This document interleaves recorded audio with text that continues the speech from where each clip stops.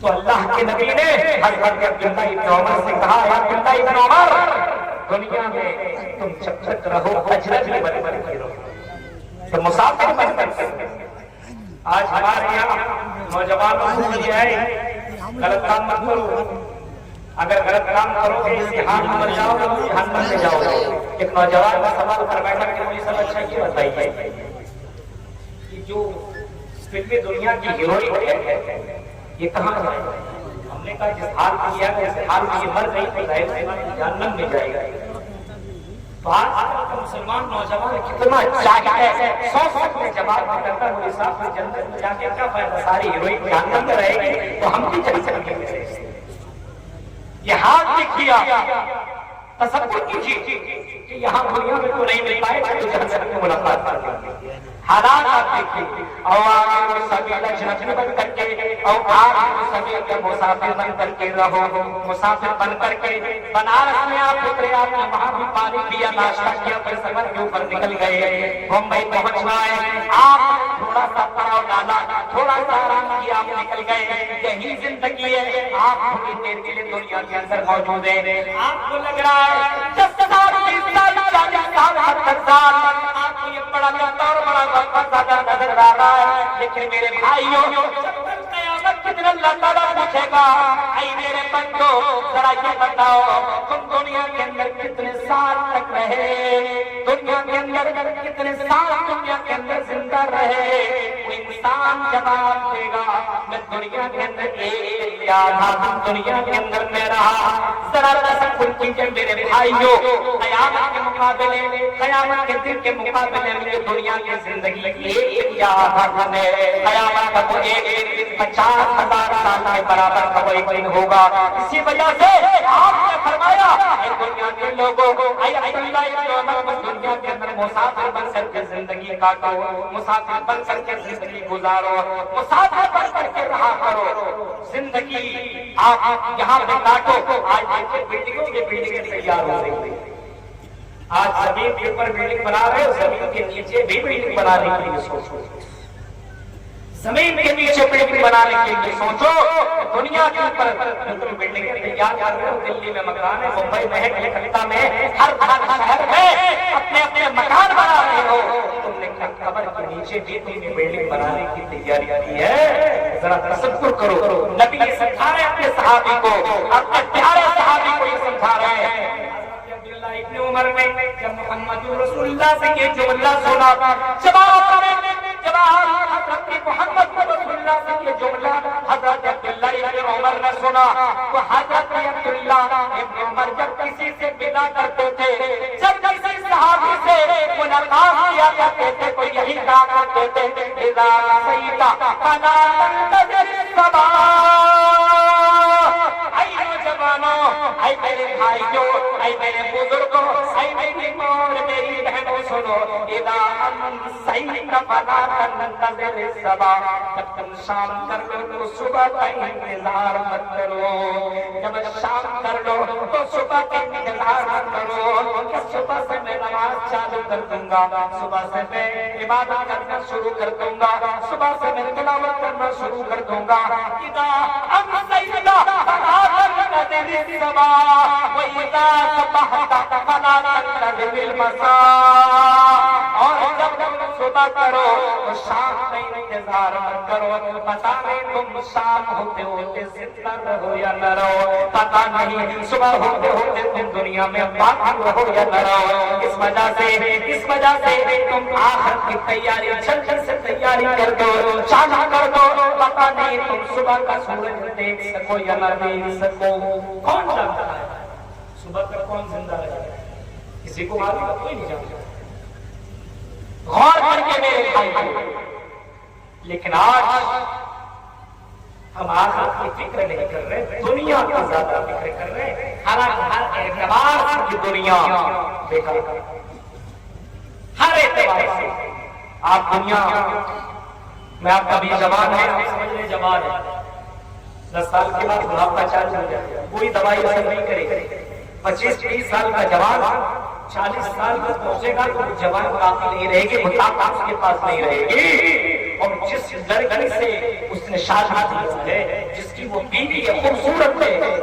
ابھی وہ 25 سال کی ہے، 35 سال 40 سال کے بعد وہ لڑکی بھی بڑھاپے کے اوپر پہنچ جائے گی اور اس کی خوبصورتی بھی ختم ہو جائے گی۔ لیکن جنت کا معاملہ، آخرت کا معاملہ کچھ اور ہے،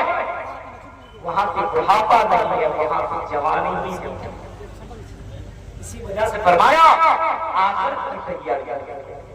آخرت کی فکر کریں۔ اور آپ نے کہیں یہ فرمایا، آپ نے کبھی یہ فرمایا کہ وہ آدمی عقل مند نہیں ہے جو دنیا کے اندر رہ کر کے آخرت کی تیاری نہ کرتا بلکہ یہ سمجھتا ہوں آخرت کی تیاری نہ کرتا ہوں بلکہ یہ سمجھتا ہوں کہ میں مسلمان ہوں، میں مسلمان گھر کے اندر پیدا ہو گیا ہوں، عمل نہیں کر رہا ہے، وہ دنیا کے اندر سب سے بڑا بیوقوف ہے، سب سے بڑا عقلمند وہی ہے۔ آپ نے فرمایا سب سے بڑا عقلمند وہ ہے جو مرنے کے بعد کی تیاری کر رہا ہو، مرنے کے بعد کی تیاری کر رہا ہو، سب سے بڑا چتر و چالاک وہی ہے، سب سے بڑا چتر و چالاک وہ ہے جو مرنے کے بعد کی تیاری آخرت کی فکر کرے۔ آخرت کی فکر کیسے کرے؟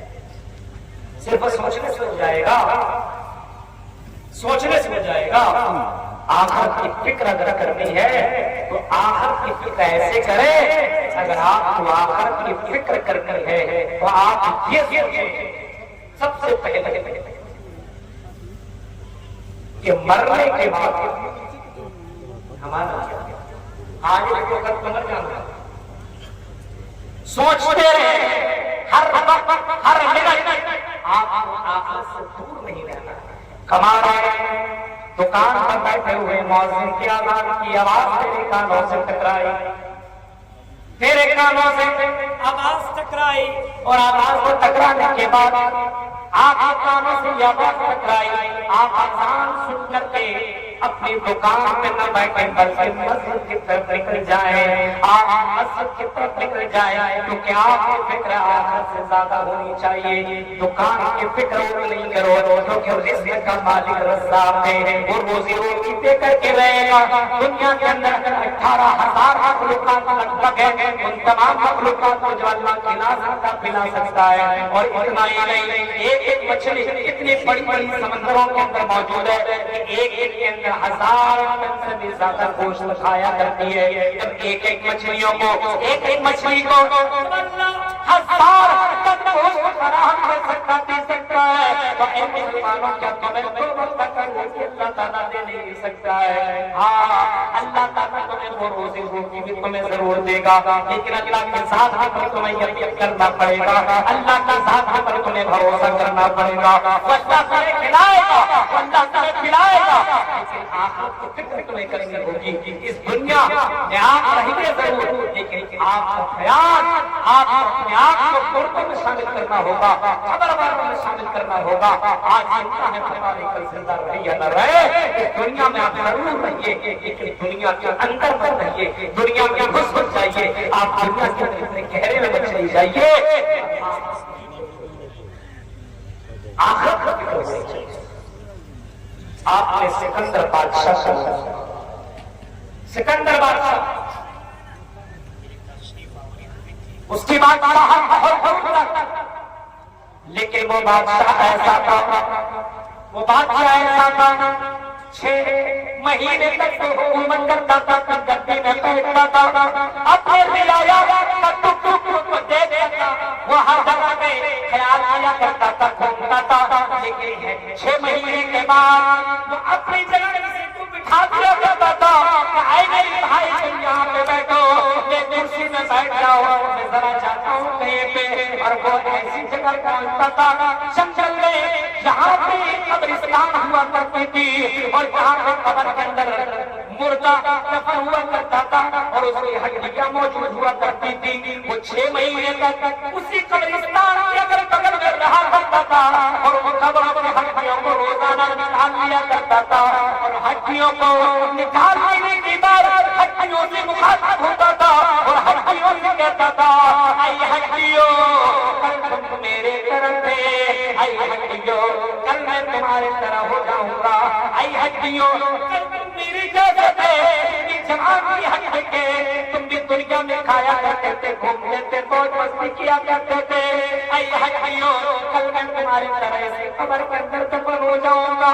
میں بھی مٹی میں گر جاؤں گا، میری بھی ہڈیاں بوسیدہ ہو جائیں گی، میں بھی اسی طرح دفن کر دیا جاؤں گا، مجھے بھی دنیا میں کوئی نام لینے والا باقی نہ ہوگا، یہ سکندر بادشاہ ایسا بادشاہ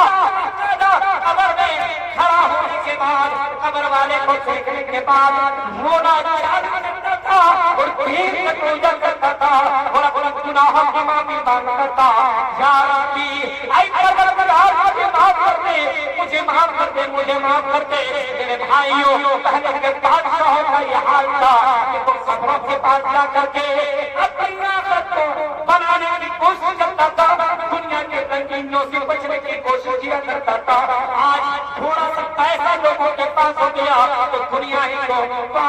کو بھول گیا اور دنیا کی موج مستی میں پڑ گیا، شراب کی دکانوں میں جا کر کے شراب پیتا ہے اور زناکاروں کے دلوں میں پہنچ کر کے وہاں کی غلط لڑکیوں کے ساتھ سمبند بناتا ہے، پیسے لوٹاتا ہے، اور زنا کرنے والوں، اے شراب پینے والوں،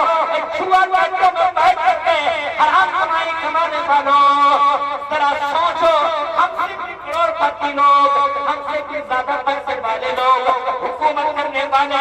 آپ اتنے زیادہ کیا کرتے تھے، کیا آپ نے عمر بن عبدالعزیز کا نام نہیں سنا؟ کیا آپ نے عمر بن عبدالعزیز کا وہ نام نہیں سنا؟ اس کے پاس اتنا پیسہ ہونے کے باوجود ان کی بیوی کے پاس زیورات موجود ہے، لیکن عمر بن عبدالعزیز جب امیر المومنین بنتے، جب مسلمانوں کی